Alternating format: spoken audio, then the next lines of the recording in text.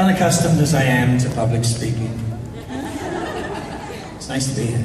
I could listen to the sound of my own voice through these speakers all day. But I won't do that to you. Let's make it fun. Let's have some questions and see how it goes, and then I'll just make fun of you. And you do realize, of course, I will never answer any of your questions. Neither honestly nor factually. Come on in, we're having a party. We've got time. Chat amongst yourselves.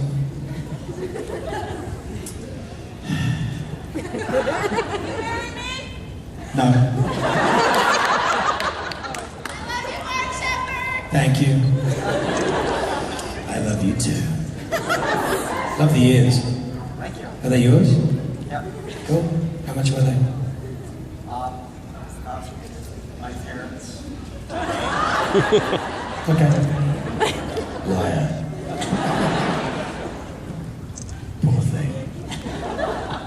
So, what do you want to know? I was just wondering what your favorite characteristic about your character Crowley is. Like your favorite thing about it. What's my favorite characteristic about my character Crowley? That's almost like you'd be tortured. Whatever the hell I was. Tells you how old I'm getting. I had a birthday about a couple of weeks ago. I just turned 50. When I'm 50 years old, I lost the capacity to answer questions. It's just one of those sad things that happens. What's my favorite characteristic? Crowley's perfect. He's everything. Right? How many people here are dressed as me? 3? 9? How many people here are dressed as Castiel?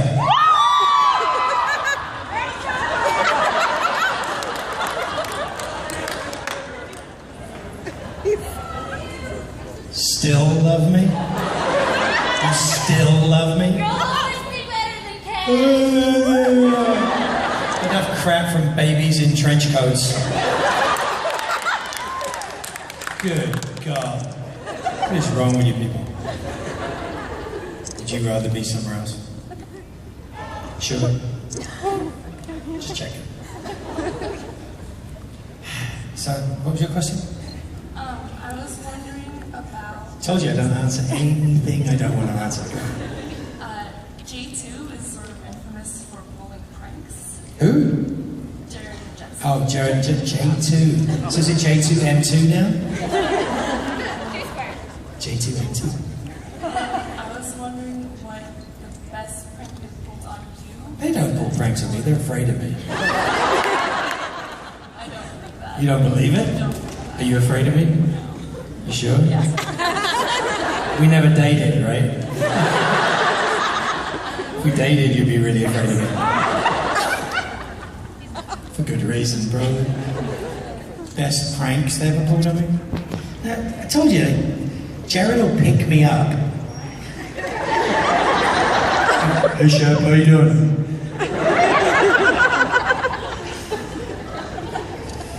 Yeah, fun. Jensen's a gentleman. Misha doesn't break me. Oh, they are so mean to Misha. They are so mean to... Did you see the pies in the face stuff, right? You saw the pies in the face stuff? So the pies in the face stuff, by the way, I'm sure there's fans here of other things but supernatural. This is a supernatural phenomenon. Misha Collins directed an episode last season, and he did an amazing job. But they tortured him every single minute of every single day. They took his director's notes, all of his ideas, and shredded them. His binder, everything, just shredded them. He had to have copies made, he had hidden copies made. He had to hide the keys to his car. He had to take his clothes out of his trailer in case they did stuff to his clothes. Jared pied him so hard, I thought he was going to put his head through a wall. He hit him on set, and he hit him straight through his face with a pie. And the splatter I think it took set deck about an hour to clean up. There was so much cream everywhere. I mean, Jensen was gentle about his, slipped in, bam. It was nice. That's the way to do it.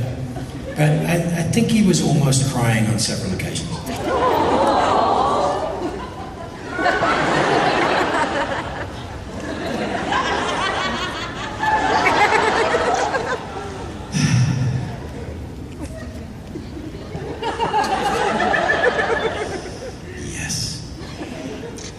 So any of you here don't watch Supernatural?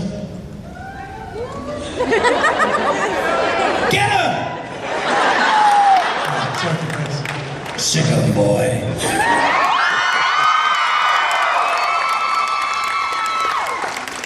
Well, now you're going to have to, really, aren't you? You're kind of screwed now. There are other things. I mean, we've converted plenty of Supernatural watchers into Doctor Who watchers. And... We have. We've converted plenty of Doctor Who and Supernatural watchers into Battlestar Galactica watchers. And everybody in the world watches Firefly anyway at some point. So there's nothing you can do about that. I don't know. X-Files? Are we really going to go through my entire CV and you're going to cheer all the parts? Silk Stockings. It didn't work, right? Terrible. Leverage. Do you know what they call it in England? If you go to an English, it's leverage. Oh, it was wonderful what you did on leverage. What was that? Leverage. That was fun. Fun show. Who are you? What do you want? I'm Mary Jane. If Crowley drove a car, so, Christine has the Impala. If Crowley drove a car... Wanna know? Don't mess with the king. I've done that twice today. Okay. If Crowley drove a car, what would it be? The Impala, obviously. I just hand operate the two puppets that drive it for me.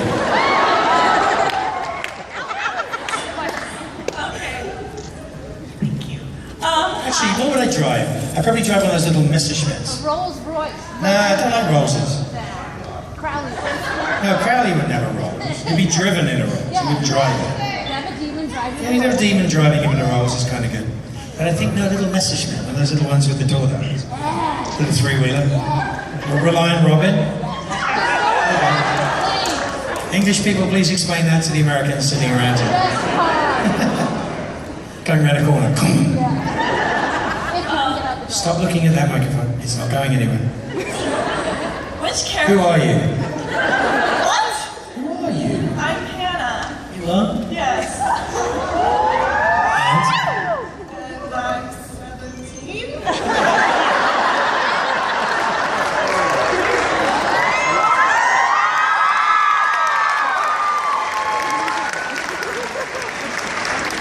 You're very brave. What do you want to know, Hannah? Which character was more fun for you to play?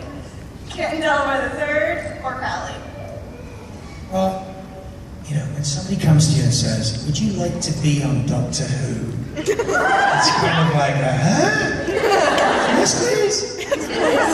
So, it was magical. It was a magical character. It's a companion. I get to say the words Doctor Who, and I get to have a bigger on the inside moment, and I get to, I think, have a huge impact on Matt's character for that season, and who he is and what he is. It changes a lot. And it was just a fantastically written, fantastically directed story. So it was an amazing honor to do it. It's a show I've been watching since I was little. It's the most incredible thing, It's like, would you like to be part of, your own history, really?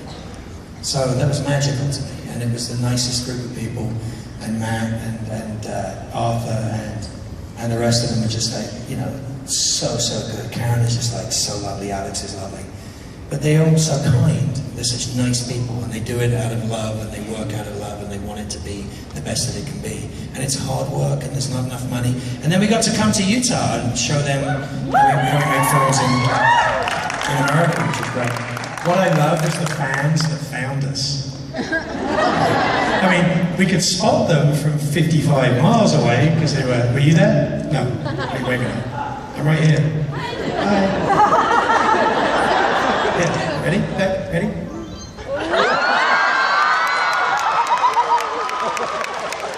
I'm real. So. You're destroying right now.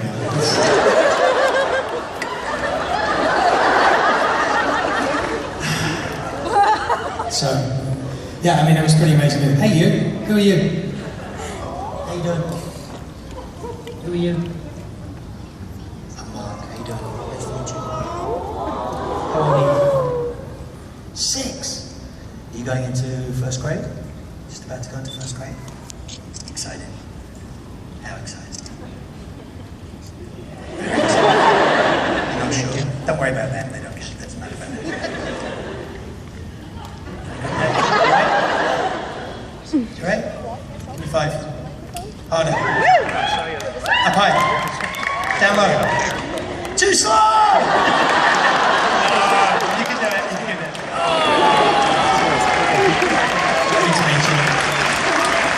So what do you think of all this?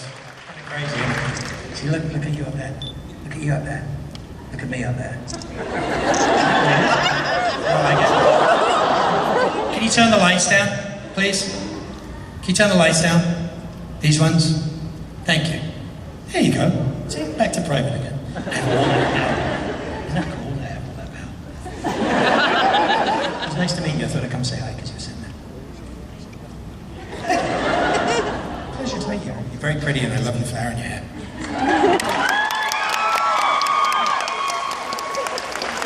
So I'm coming back round. I'm not quite that athletic that I'm going to jump up there right now. I mean, I just lost 20 pounds, but I don't brave my ass flying through the air. I'll go the long way and the genteel way. Hey, you. How you doing? You good? You come here often? What? So, what were we talking about? Yes, I had so much fun on Doctor Who. But Supernatural is something special for me. It's not something I feel I finished. So, you know, season 10 is going to be an amazing thing. What do you need to know? I was just wondering how you feel about Supernatural now. I feel like it was better in the first few seasons and it's kind of gone downhill since then. Well, you'd be in a very small minority. I think the first couple of seasons were great. I think the first 2 seasons were phenomenal, absolutely phenomenal. And I think 3 and 4 was a little indifferent for me. 5 was the end of the story, which was really exciting. There was a lot of really good things going on. The 4 Horsemen stuff, all that stuff really worked really well. And then when you get to the end of 5, the story's supposed to finish, and it doesn't finish. So what happens is you have to reboot. So poor Sarah Gamble has to come in and reboot a series that has already been done. Turn that off. Thank you. Makes me nervous. You know, listen. Anyway, so what happens is Sarah has to come in and she has to recreate something that's supposed to have ended. So we have 6, which is like turning this giant cruise ship round, forcing it to go back into port, and oh god, so there's a huge effort to make the thing work. And in season 6 was some of the best episodes ever. You got French Mistake, you got all sorts of, amazing stuff going on. But as a cohesive season, it wasn't necessarily the best season that was there. Season 7, really hard. It was just a tough one to do because you have to go somewhere. And then Jeremy came back for season 8, and he was like, thank you so much. All I need to do is go back to Angels and Demons, right? And that's the truth. And it's without Sarah taking us through 6 and 7, we wouldn't have been able to get to 8 and 9. And whether you like it or not, 8 and 9 are better written than a lot of the stuff that has gone on before. The stories are deeper and darker. You're going to tell me the finale for season 8 is not something you enjoyed? I do enjoy it. I feel like it's a lot of the same thing. The same thing? Yeah. Oh, you mean stories that last more than one episode? So you're a person that likes individual episodes? I just liked it more when they had more different things. Like, You know, I love the original Battlestar Galactica, but you'll never catch me saying that it was better than the remake. That's the thing. Having an opinion is one thing, but the truth of the matter is more people are watching, more people are liking, the stories are better, and we're still watching after 10 seasons. That's the point. Hang on in, and see where we're going. Alright? Yeah, of course you're entitled to your opinion, but not if it conflicts with mine. Have you recovered? I have. The redness of your face goes beautifully with the teal of your dress. Hello, Your Majesty. I was just wondering if I sold my soul to you, if maybe you would give me a hug. No. Why would you need to sell your soul to me for a hug? Why? What is this? I mean, it's like, you think that you have to really connect.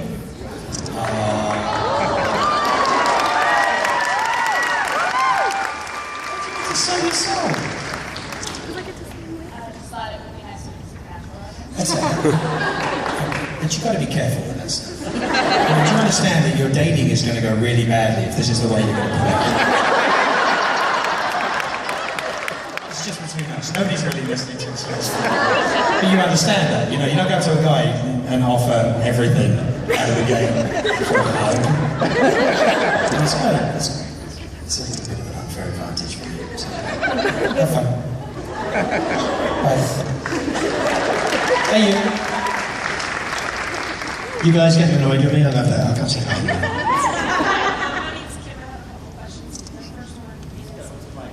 The first thing I'd like to say is thank you. You're Kim and you have a couple of questions. Yeah. All right. But thank you for coming to represent Supernatural.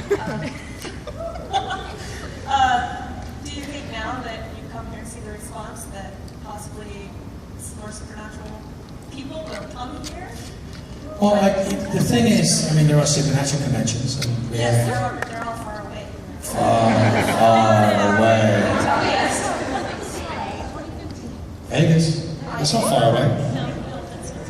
We do our best. I mean, the thing is, it's not just as a market, it costs a lot, it takes a lot to organize something like this. I think this is one of the best organized cons I've ever been at. It's just you guys should have told your friends, you know? We could have done with another 30 or 40,000 people. I mean, the infrastructure's here for it. Everybody's so great. It's a great city to do it in. Food's good, people are nice, everything works. Hotels are gorgeous, everything's good. So I'm hoping that this is something you guys will support. Remember, this is yours. FantasyCon is yours. If you let this go away from you, you're idiots, because you won't get it back. Right? So your job is to go get 3 friends to come with you that didn't come this year, next year. Otherwise, you won't get anybody to come. So that's the trouble. They've got to. It's good. You know, the market has got to dictate the terms. It's not just a money-making exercise. It's a labor of love for the people that put this con on. I know it is. It's really fan-based. It really is. You know, people that love this as much as we do. You know, and you know, we've got to support that. If we don't support it, we don't get to keep it, right? Who's the next panel after me? I'm just wondering why it's filling up. What? I might stay for that too. Will they let me sit here? Oh yeah. The second part of my question was the end of season 9. End of season 9. I turned Dean into it? I don't think I turned Dean. I didn't turn Dean into a demon. Okay, well, Dean's a demon. Did I tell him what was going to happen?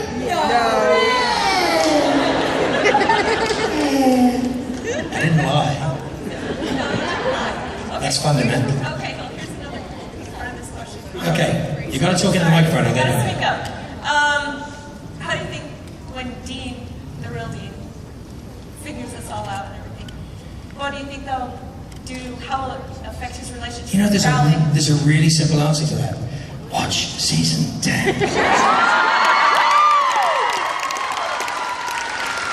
How you doing, my brother? What's going on? Good to see you again. Now, I think we can agree that You're gonna make that shorter for him? I think we can agree. Yes. Yeah? we can agree that there is no other king of hell like you. Of course. What I want to know is, what was your favorite scene to shoot in Supernatural? There's many of us, so many of them that are fun. I think the best stuff we did was the end of season 8. The end of season 8, we spent 3 days in that church. That church was built on set. The outside of that church was built in the wilderness, and we built that. It's not a real church. That was built in a beautiful, beautiful, beautiful area. And then we rebuilt the inside of it on stage, and we spent 3 days in there. So there was Elena Huffman, myself, the boys.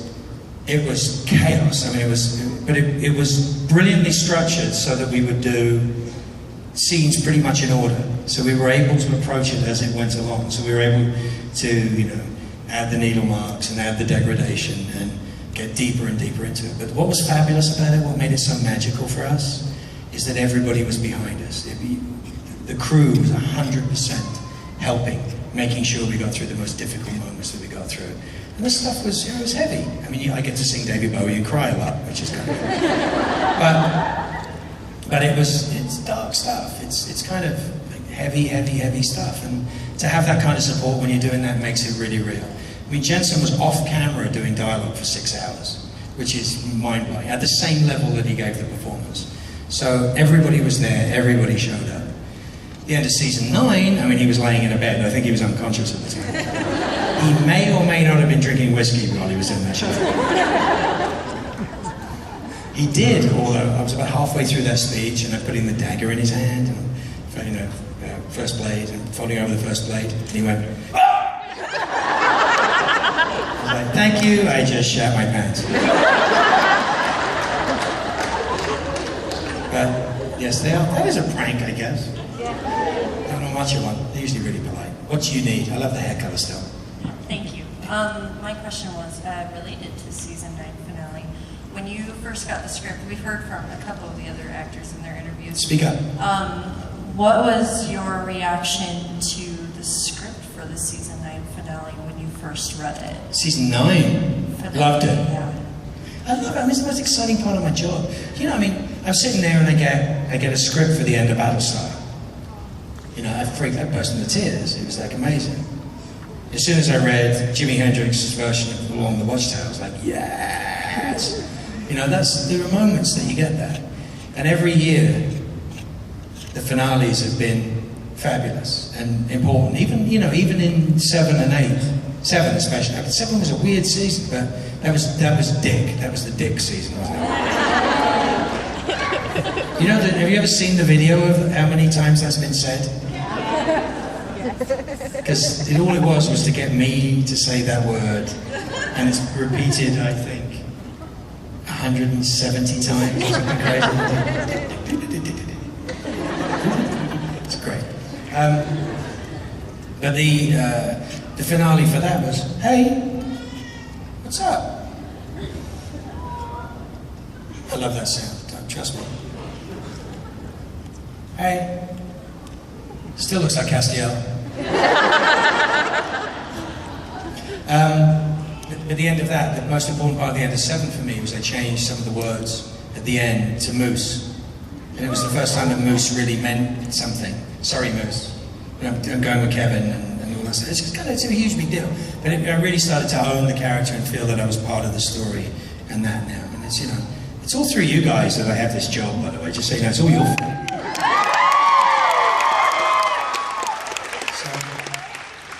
What? You can always take it away. Good luck with that one.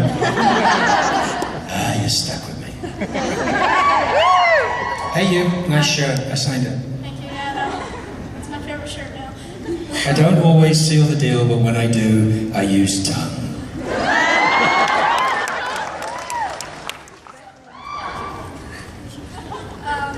What was your reaction when Jared named his son after you? What was my reaction when Jared named his son after me? All I can tell you is this, it's that I'm absolutely certain that Jared doesn't hate me, otherwise that name would have been vetoed. How about putting it that way? I think it's a great name, no matter what. And he was like, I think it may be possible that Jared said to his wife, you do realize that people are going to assume that you named him after Shepard. The scary thing is he calls Shep calls me Shep too, so it's even worse. But, you know, if he hated me, he'd veto the name, right? So there you go. I'll take it as the love that's offered.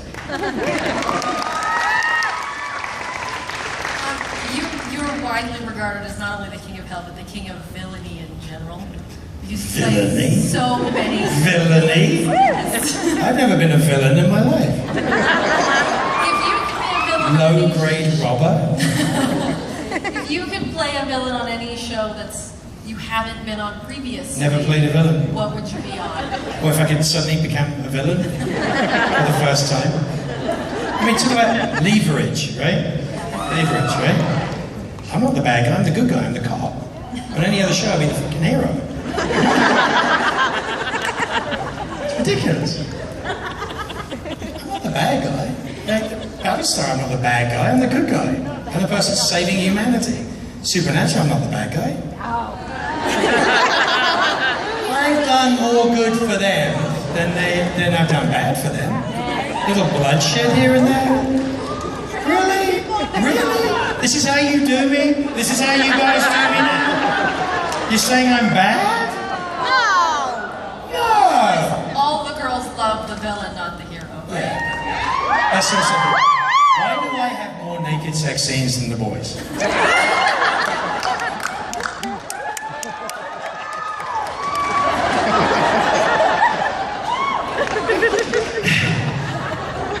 I can't explain it. They're not naked half as much as I am in the show. It's amazing. It's amazing to me. All right, thanks, Jeremy. Now I have to get a tan below my neck. Turn me into the sex symbol that I am now. What show would I do? I'm not going to tell you that. Why would I tell you? If I did, who knows what I'm going to do? I'd never admit it. Sherlock! What show's that? Sherlock! Never heard of it. Never heard of it. See, I avoid questions. Where have you hidden your children? Oh, God. That was your baby? Oh. Have an ass. Hey, yeah. Sir, I was just wondering, you lost a little bit of weight recently, and Calling me fat? no, sir, you were a perfectly good weight before, and you're a perfectly good weight now. I was just wondering, what's your favorite method of exercise? My favorite method of exercise is sleeping.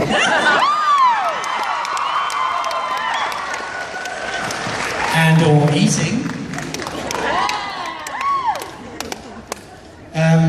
I don't know. A lot of different things. See, but a lot of cardio right now. Makes me feel good. I'm an old man. I have to do something. Hi. First of all, I should have dressed like Crowley. You did. Crowlette. Yes. I just wanted to know what it was like to film the ending scene of season 9 because I know I cried for maybe like 3 hours straight. You did? You cried about Dean. You didn't cry about me. Season 8, you were crying about me. Right? I made you cry. Season 8, right? I made you cry. Season 9 is Dean. Dean. No! Dean, don't be a Demo. Dean, don't be a Demo. I think it was just mine that, I don't know, I just burst into tears and it was just... I like that nobody hates you half as much as you hate you. I always thought that was the best line. When we were doing, like, just after Road Trip, when we did the episodes in the bar, and we're doing with Kane. It was the episode with Kane. So it was like, nobody hates you as much as you hate you. I know I've tried. That's right. It's so good. Oh, it hurt. No one in the history of torture has been tortured with torture like the torture you'll be tortured with.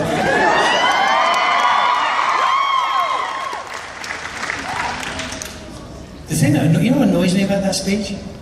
Is that I ended with a preposition. So if you look at me doing it, so nobody in the history of torture has been tortured with torture like the torture you've been tortured with. What? Torture. So I want to say something at the end. And it's an echo of what Dean says to me in the first episode I ever do. Which when I'm like, how about you don't miss morons? And he looks at me and he goes, you're the moron. Which is brilliant. It's just so weird and deliberately weird. You're the moron. That's the fun we have. Hey you. Hello. Hey, how you doing? Good, how are you? Not too bad. Alright. Just wanted to say big fan. Like You're the definitely beard. my favorite character in all the later seasons. Like the beard. Thank you, I like yours. So I've noticed that in the last few seasons it's kind of been wish-wash, back and forth. It's currently good, bad, turning bad. So I just wondering if you could give us any teasers as to where he's heading. Wishy-washy? No, not necessarily wishy-washy, but you know, the whole injection into the neck. You know I had hellhounds, right? I'm fully aware. I might not make it back to your seat.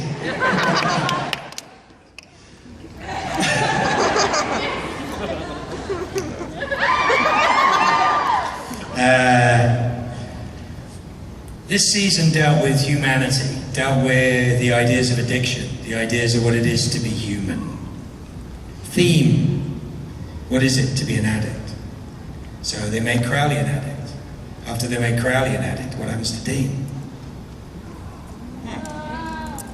Think about it that way. Wishy-washy? No. Human? Not human. If I ever really was a demon. But that's another story. And I actually have one more question.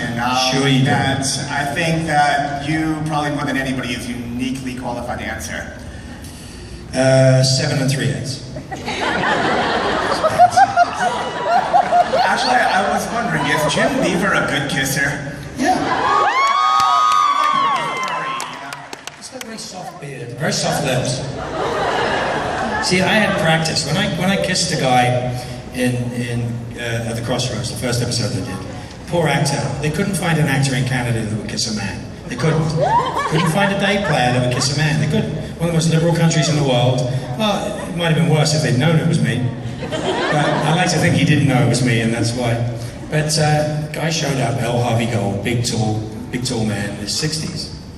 And he was really nervous about the idea. It was just like, it kind of was difficult for him. So he tried to be jokey and funny about it. But the more jokey and funny he got about it, the worse the sort of acting got. So it was sort of became about fighting it and arguing about it. And the nicer I was to him, the worse that got. So I had to stop talking to him, which made him really worried and nervous. So I had this 6'2" man that I had to kiss in a scene, like shaking and sweating, pretty much. So kissing him was kind of boring. Did not help that I said, back her up, buttercup, just before I kissed her. Not a good idea. Never try that one if you're on a date. It doesn't work. Pack her up, buttercup. It was just like silly. So he fought me, and he's a big guy, and he was biting my kiss. It was really uncomfortable. Kissing him was like kissing a piece of paper. It wasn't particularly attractive, didn't make me particularly interested or happy. In fact, his fighting me was kind of annoying me at this point. Like a very bad date. But grabbing the back of his clammy, wet head, the little hairs on the back of his neck, I was like, yeah!